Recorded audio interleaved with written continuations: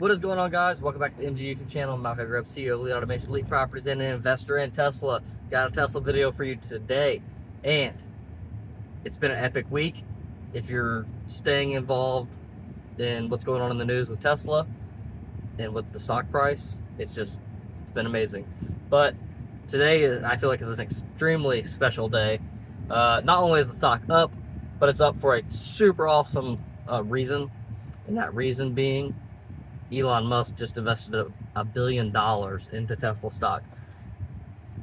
And the reason why that's so important is that just signifies Elon's commitment to the company by backing it with so much money. Not only is there this comp package that's out here for, $1 trillion payout, and he's going to take another $1 billion and put it in. That's kind of like an all-in type of bet. And, for somebody like Elon to put that much money into one of his single companies, and this is like the first time I think he's injected any money into Tesla since like 2020. So it's been an extremely long time. And why would he do it now? Why is he feeling confident now to put the money into Tesla? I think a couple of reasons is I think that they have got confirmation from institutional investors, aka investors that have a lot of voting power for the stock. Meaning, whenever we go to do this compensation package, because the compensation package for Elon for that $1 trillion is not approved yet, it still is going for vote. However, there's probably enough confirmation from all the institutional investors that's going to elicit Elon to get his comp package approved. If this wasn't the case, then I don't think he would risk putting so much money into Tesla. And this also could even be part of the, let's say, agreement to some of the institutional investors not only agreeing to the comp package, but also agreeing to invest more into Tesla over the next coming years. You have to think on these, on a large scale, in large-scale investing and institutional investing, that these people think at different levels, right? Like whenever Tesla is doing a deal with NVIDIA for NVIDIA chips, right? There's a lot of behind-the-scenes discussions that go on, and sometimes doing things that may not necessarily be the best thing for, like, let's say your business per se, but it's just like kind of the way you have to navigate businesses. And this is like one thing I've learned with like operating Elite Automation is that sometimes the way that you go about doing things, you have to be delicate.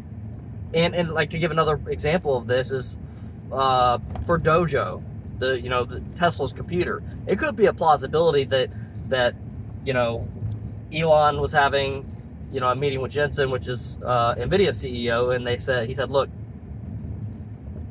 Tesla, we want to support you. We want to sell you all these chips that you want.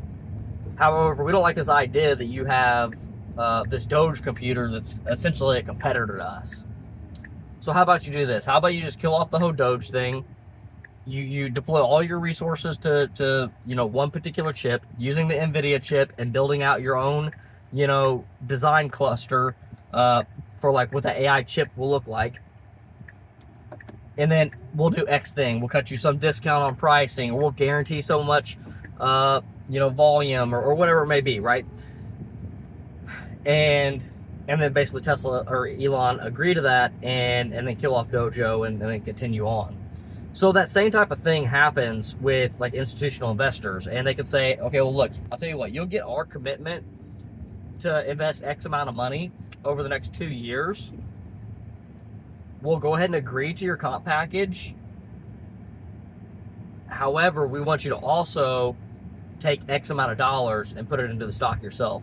So not only are you having a major incentive for growing the stock, but we want you to have some skin in the game right now that will commit you to the upside and also like a hedge against the loss. And let me kind of clarify that a little bit. Basically, Elon's comp is all upside. There's not any type of hedge against his comp saying, if you don't make these things happen, you have to pay Tesla a certain amount of money or something like that. So if that makes sense. Basically, for Elon, everything in his comp package is all upside. Again, there's no real downside other than he just don't get payout, right? There's no repercussions, let's say. So like institutional investors might come in and say, look, we need you to invest, and like I said, he invests like $1 billion. And we want you to invest this $1 billion, and then you have our commitment to approve your comp pack and to also commit investment for the next few years, right? And also, if you hit these milestones, as you said, maybe they have that full commitment for 5-10 years out. And, that might be some of the discussions that are going on behind the scenes. That's just one plausible scenario that could be going on. And I guarantee you, like, it's not even plausible. It's like 101% guarantee that is one of the discussions going on behind closed doors. And even if it's not like the institutional investor saying, hey, you do this, Elon, and then we'll do that. It could be that Elon's in a meeting with them and he's like, Elon, it all sounds good and all, but we're not, I know you're that confident that the robotaxi is going to be there and Tesla's going to get to this point, but we're not feeling that confident. And then Elon just steps up in the meeting and says, you know what, I'll tell you what, I'll invest $1 billion into Tesla, and just to show you my commitment, and almost like a sales tactic to employ the institutional investors to, again, vote for his comp package and also to invest into Tesla into the future, which are all things that I would love to see. Elon's not only driving up the stock price by investing his billion of dollars, but he's also bringing in institutional investors to then invest into Tesla over the next few years, 5 years, 10 years, whatever. And that's just going to create that bull run for multiple years. Not only is Tesla going to have a bull run because of what it's technically able to accomplish, and a lot of people say, Tesla's technically ready, they're ready, but they're not ready. They're ready, but with the caveat of they're not confirmed to be so safe that they don't need, say, a safety rider, safety driver, and doing it nationally. Which I'm not saying anything against it. I'm not saying any of that's a bad thing.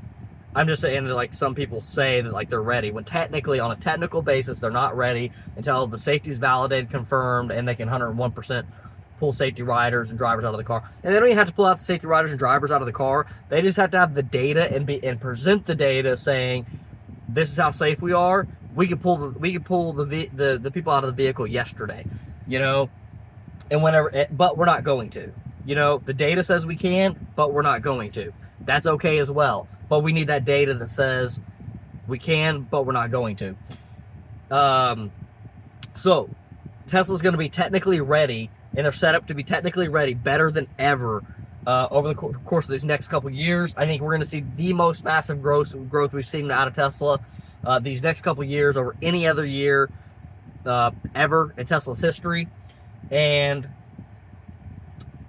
I think year 3 might also still be as much growth, and it kind of depends on also how up the scale Optimus gets in between. So what I'm getting at with that is Optimus, if it's not ready for like another 5 more years for being like a viable product to the market where it can actually perform work and actually execute jobs and do things like that. Maybe it's 5 years or 7 years out. So we might have a couple year gap in between robotaxi, all of its expansion, and then Optimus, and then its expansion. However, it's a high plausibility that with robotaxi scaling globally, that there's just going to continually be growth because they're going to keep expanding into more areas in the United States, expanding into China, expanding into other countries globally, for maybe even 5 to 10 years that it takes them before they've fully expanded. And also why I'm putting 2 years on it, why I'm saying 2 years, is because I think they are going to expand so quickly that the rollout will just be much faster than what people think. you know, people may think, like I just gave the example of like maybe it'll take them 5 to 10 years to roll out robotaxi. Literally version 14 might come out and they might just say it's good everywhere. At least in the United States, done. You know, so like by let's say mid 2026, United States done. Anywhere and everywhere in the United States, we can operate robotaxi. And also, again, they might slow down that rollout a little bit just for safety validation. Okay, we've safety validated in Austin. We say, and they go through and manually safety validate every one of these major cities. And then after they safety validate every one of these major cities, now they start to go into smaller sub-cities and safety validate those. And or people's own owner-operated vehicles will do the validation, aka whenever I put my Cybertruck in FSD. By the way, I drove over here in FSD, version 13 something. But we are on hardware for version 13.2.9, which has been the latest and most recent version of FSD for the Cybertruck. I think it's also the same for the Model Y, same version date, version revision. But again, they might slow it down just to confirm the safety of every single city. Like maybe it's ready to go in every single city. Oh, but and then you have your owner operated vehicles. I just engaged my Cybertruck's FSD, and every day that I'm using my FSD in my town, it's validating. And then once it gets to a point of 0 interventions, then they can say, or maybe they say 0 interventions in 3 months, 0 interventions in 6 months. Now they can check box it as, okay, that area is safe.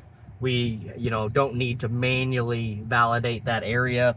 And then all throughout 2026, it's highly likely they might want to manually validate, even with the version 14 that, you know, let's say, for instance, they have some minor revisions and have it ready by February, March, with the initial rollout, and then maybe a couple minor revisions to fix any bugs that might be there.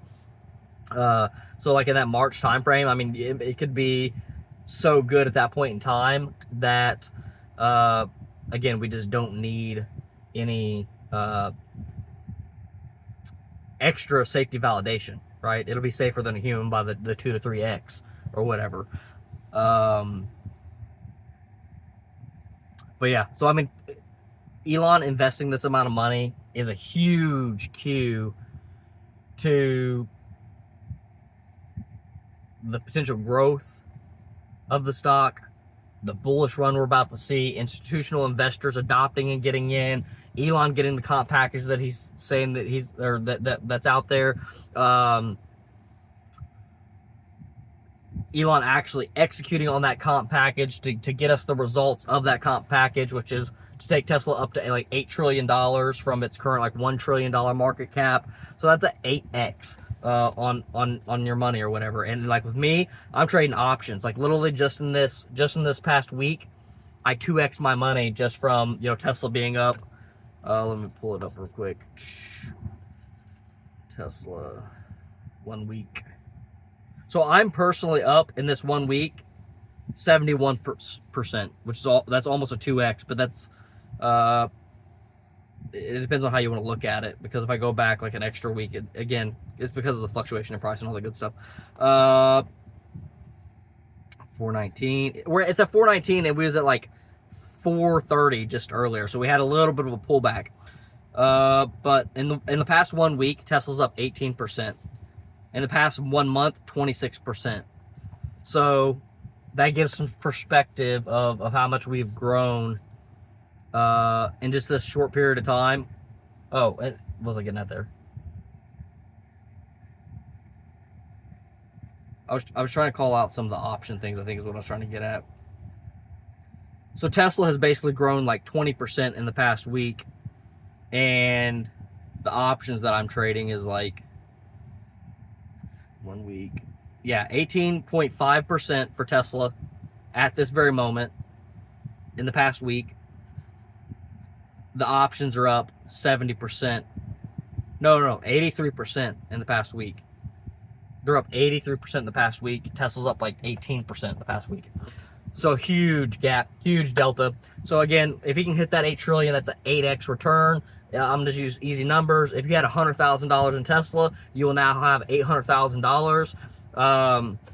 Oh, I didn't even know what this easy math is on that. But like, if it'd be like at least probably 1.6 million if you were trading like the options in the way that I am, at an 8x return. I think it might be. That's with $100,000. $100,000, and it might be worth. It should be like roughly like 1.6 million with those option contracts. So this is gonna make a lot of people wealthy. And I'm just extremely excited and want to share this with you guys because Tesla's just never ever been aligned. And I've been following Tesla for over 10 years now. They've never been aligned in the way that they are today to execute on robotaxis, to start generating revenue. And it's going to be like one of the biggest switch flips of all time.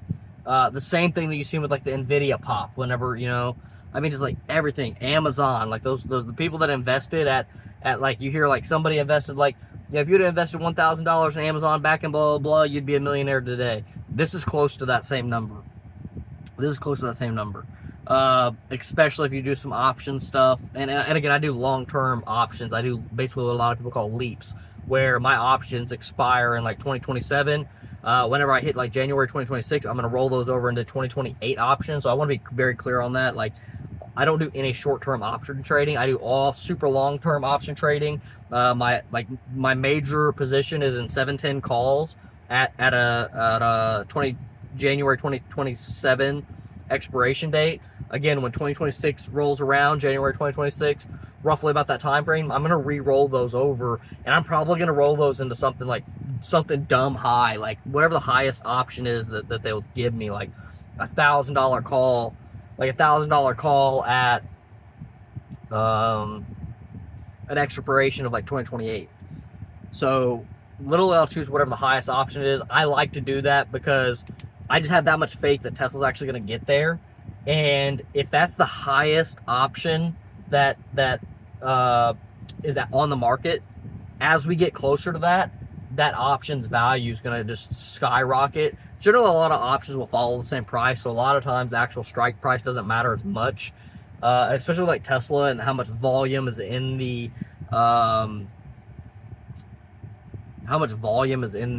actual calls. But yeah, that's just one of the ways that I execute on some of my Tesla positions and whatnot. I think it's just like major upside. And I feel no risk. I feel zero risk being in the calls versus being in the stock because I have these leaps. If it goes down tomorrow by 50%, guess what? And let's say, for instance, it's my time to re-roll my calls. I'll cash out at my loss. I'll roll them back in the same day at that, you know, that call option being down in price too. I'll do this, and then I'll just keep re-rolling. So it's like I'm not really options trading. I'm more just trading on something that has a multiple. But again, I'm so bullish in the long term that I'm not worried about a 710 call. I think Tesla's going to hit $2,000 a share. So having those call options that are way out there, I don't feel any major risk to those call options. And sometimes I stay a few away. Like, I just don't like to be at the very top of the rung for, like, let's say an instance that like those contracts start to go dead and people don't want those contracts. I try to look and see what has like a lot of fluctuation in price and percentages for a day. I'll kind of watch and view different calls for a few days, maybe a few weeks, and just get an idea of like which ones are kind of the most volatile. Because generally volatility, a lot of times it implies volume, and also you can look at the volume per the calls. And that's another thing I look at too. Is like I like to be in calls that are super high volume. That just means people are going to be trading in and out of those calls quite a bit. But a separate video, kind of get off into the weeds. This is huge. This is epic. Drop down in the comments below if you have any questions. And stay tuned for other Tesla related content. I'm excited to do V14 once it comes out. I'll do all kinds of reviews in the Cybertruck and then the Model Y. I'm 99.9% sure it's going to come to the Model Y before it comes to the Cybertruck. And we also have the older version of the Model Y, so the Juniper might also get the V14 before the older version of the Model Y, even though our Model Y is a 2025 still. We got like 2 months before the Juniper came out, and the Juniper looks so much better in my opinion too. I never actually really loved the way the Model Y looked. I just need a bigger vehicle because I have 6 kids. So with that being said, catch you all in the next one. Peace.